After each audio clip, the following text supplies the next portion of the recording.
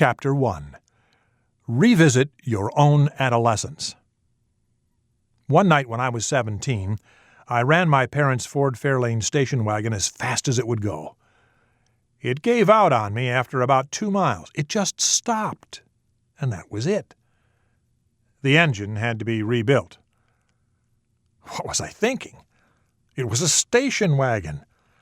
I had to call my dad at 1 a.m. so he could take me home. We had the car towed the next day. While the Fairlane tragedy isn't a good memory, I benefited from that experience. When one of my sons told me that he had lost a watch I had given him, I remembered how crummy I had felt when I had to call my father and tell him what had happened to the Fairlane.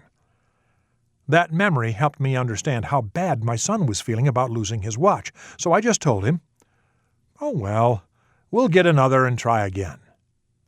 If you have a pulse, you have similar stories from your adolescence. Teens do things that are irresponsible. That is the nature of adolescence. For some of us, the teen years had some minor blips, and for others of us, they were miserable. For the sake of your teen, remember your own adolescence. The more you can recollect how you felt and what you did then, the better a parent you will be. Your teen needs you to have a past. Why should you unearth those days? What benefit will it bring to your adolescent? Significant ones, as we will see. Remembering can help you show your teen empathy and identification. It is easy to forget how difficult the teen years can be, and parents sometimes judge teens too harshly for behaving like a teenager. But your teen needs a parent who will connect with him and show him empathy, who can identify with what he is going through and who understands the struggle of adolescence. He needs to know that he's not alone in the fight. Think about how much you need someone to hear you and be there for you in your everyday struggles as an adult. What if every time you screwed up, all you heard was, "What in the world are you doing? Are you trying to ruin your life?" Wouldn't it be easy to feel disheartened and give up? Your teen, whose brain is less developed than yours, is even less resilient in the face of criticism. Your support can soften the blows that will inevitably come your teen's way. This doesn't mean that you should tell your teen lots of stories about your own adolescence. Parents often do that, thinking it's helping, when it really ends up being more for the parent than for the teen. Instead, remember those days, give them a few stories now and then, but keep most of the memories to yourself and allow them to help you identify with your teen. I have had so many teens tell me how disconnected they feel when Dad tells them all the stories of his adolescence. It's much better for you to enter their world. Nor does identifying with your teen mean you will approve of all his choices. Rather, you are able to put yourself in your teen's place, even when he's being rude, self-centered, and unreasonable. When you see a little part of yourself in your adolescent, you can give him the connection he needs to mature. Insight and wisdom. Because you have survived your own adolescence, you have access to what helped you during those turbulent years and why. When you remember what made a difference in your life, those memories can give you insight and wisdom so that you, in turn, can provide what your teen needs. So ask yourself these 3 questions. 1. Who stuck with me without giving up on me? 2. What truths helped me make sense of the world? And 3. What did I learn from the consequences of my actions? My Boy Scout troop leader, A.J. D.K. DeKaiser, spent time with me during countless meetings and trips. He encouraged me to stay in Boy Scouts when I was ready to bail. And he didn't tell my parents every bad thing I did. Instead, he handled each one himself. DK is one of those people whose wisdom helped me learn persistence, and my memories of him have reminded me of the kind of parent I want to be. Hope. All parents wonder if their teen will ever change, become responsible, or care about his or her life. Parents don't know their children's future, yet because you can remember your own adolescence, you now can understand your own life and decisions. You know that you went through tough times and made many bad decisions, but that you gradually became more connected, self-controlled, focused, and responsible. Your own years should offer you hope for your teen. You can convey that hope even when your teen is floundering. My mother raised 4 kids. After I had grown up, I asked her how she made it. She told me that when she was overwhelmed with us, she would go to her own mom, who had raised 6 kids. Her mom would always tell her the same thing. It's just a stage. They'll grow out of it. This helped my mom put up with us and help us to get to the next stage, whatever it was. Try to remember. Even though it's not uncommon for parents to talk about how much more challenging the world is today for teens, research statistics say otherwise. For example, between 1978 and 2002, the average age for drinking alcohol for the first time went from 16.3 years to 16.2. The age for smoking the first cigarette went up from 15.2 years of age to 16.1, and the age for smoking marijuana for the first time went from 18.4 years to 17.2. In 1991, 54% of students had had sexual intercourse. In 2003, the percentage was 46%. Today's parents can rest assured that many of the challenges they faced in adolescence are similar to the challenges their teens face. So reflect back on how, as a teen, you may have struggled in the following areas, and allow those experiences to help you offer your teen compassion and help. Conflict with and distance from your parents. Most likely you went through a rough patch in which you thought your parents were controlling and didn't understand you. You may have been overtly defiant and had long and loud arguments with them, or perhaps you were sneaky and did what you wanted behind their backs. Then again, you may have never disagreed with your parents and weren't able to individuate from them. If so, you likely entered into adolescence later in life, when you had already left home. No matter when you experienced this conflict with your parents, you probably didn't enjoy the fighting or the duplicity with them. Parents are the center of a child's life, so it's always difficult for children to disconnect from them. So, when you look at your teen's surly, angry face, understand that she does not enjoy the alienation any more than you do. Relational problems. Who were your friends? Were you into sports, studies, art, music, church, or some combination of them? Remember how central your friendships were to you? They were the only world that mattered to you. That sort of prominence probably had its downside, too. Cliques, arguments, broken romances, and fights. Think of how vigilant you had to be, sometimes to the point of being more concerned with who liked you than with who you liked. Think of how devastating it was when someone you trusted turned against you, and you had no way to deal with it. That is how your teen feels. Emotional and behavioral issues. Did you ever feel depressed and very down, lost and confused? Did you ever get high or drunk? Go further than you wanted to sexually? Experience angry outbursts that you couldn't control? Sometimes, when we think about the good old days of our teens, we whitewash the angst, negative feelings, and out-of-control behaviors that we struggled with. It's scary to do and feel things you can't manage. Candace told me that as a teen she felt tremendous pressure to keep everyone cheered up and was unable to experience or talk about negative emotions.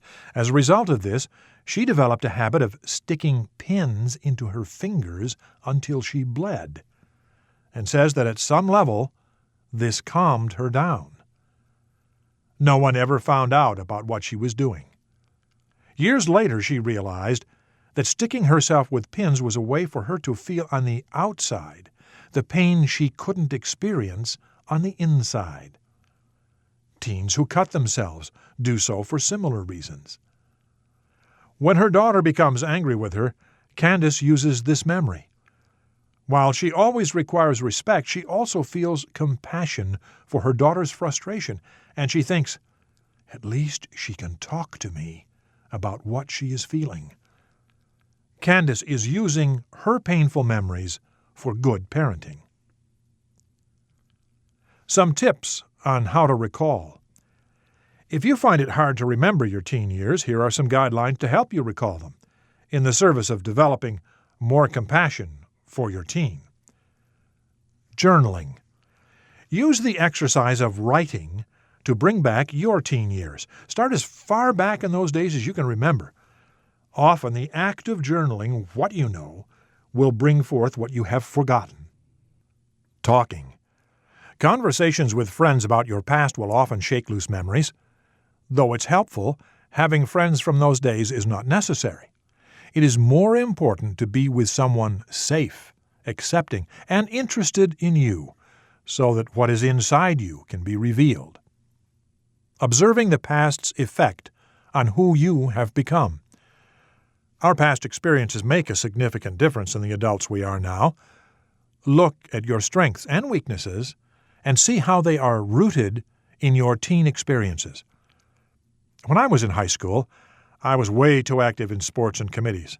I was tired a lot because I didn't get enough sleep, and my parents told me that they thought I was getting mononucleosis. Actually, it just turned out to be fatigue. But I can still see my tendency to be too active, and I see it in my kids, too. Grieving and letting go. Most of us had a lot of fun in our teen years, as well as a lot of loss, failure, and sadness. Entering the grief process can help us learn from what happened, move on, and help our teens. You may need to get in touch with some hurts you experienced, mistakes you made, or losses you experienced. If you haven't been able to deal with these, it will hamper your ability to empathize with your teen. We can't empathize as well if our own pains haven't been resolved. But to the extent that you have to let go of past pain, you are that much more able to feel deep compassion for your teen's struggle. Give grace, love, and understanding. The next time your kid is defiant or moody, try to see your teenage self in your teen's eyes. Hold the line, tell the truth, set the limits. But give your kid grace, understanding, and love, for these years aren't easy ones. Teens need parents who get it, who haven't forgotten their own past, but instead have grown from it. Here's some hints on how to get to know your teen. As you revisit your teen years, think about your relationship with your parents. Did you feel they wanted to understand and connect with you? If so, you know what a positive impact this can have on a kid. It not only helped you like yourself, it likely made it easier to accept their boundaries and corrections. But if not, how did it make you feel?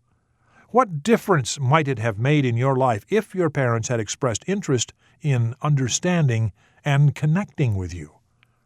You have the power to make that kind of difference in your teen's life simply by getting to know him and his world. Here are some ways to do just that. Aim to know who your teen is rather than to change your teen. Your teen needs to know that you want a relationship because you want a relationship. This must be primary. If your teen thinks you want to talk to him so that you can change and fix him, you are lost, and you will get either resistance or pretense. So always second guess and check your motives at all times. Your teen will be checking your motives as well. Listen more, lecture less. Your teen should be using a lot of the information she learned from you and trying it out. Adolescents are working on experiencing life more than they are receiving head knowledge. While you should always be teaching, guiding, and correcting, the focus needs to shift. Listen more and draw her out so that you can see what she is thinking about and struggling with.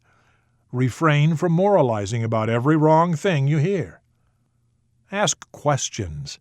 Ask questions that require more than yes and no. Instead of asking how was school, which can be answered with an okay, ask, what'd you do first period? Or, tell me about the science test. What were some of the questions? Or, what is Daniel up to these days? I haven't seen him for a while. Follow up with more questions that are based on what you have heard. For example, suppose you asked about Daniel and you heard, he's okay. He had a big fight with his girlfriend. Go after the fight. Keep finding out more. Begin with questions about facts, move to thoughts, and then to emotions. Your adolescent needs for you to know him at a heart level, not just an event level. This opens him up to your parenting him where he truly lives. For example, you might say, what did you think about Daniel's argument with his girlfriend? Did you agree with his side or hers? Now you're into his thoughts and opinions. After that, you can ask, did you feel bad for him? Were you angry with her? You are now helping your teen express and put words to emotions and feelings deep inside himself. Take off the physical pressure. Don't walk up to your teen and say, so, talk to me, now. Instead, say, I don't want to lose touch with how your life is going, so I'm going to need a few minutes with you several times a week. Just a touch base. Doesn't need to be a long time, but enough to see how you're doing, how we are doing, and if there's anything I can help you with. Your teen will likely protest, but insist on this. It's important. Rather than sitting down to talk, take some pressure off by taking a walk, throwing a ball, or going out for an evening with just the two of you. I don't recommend you try talking while watching television or playing a video game. It's just too powerful a distractor. Create a safe place for the teen to feel okay about opening up with you.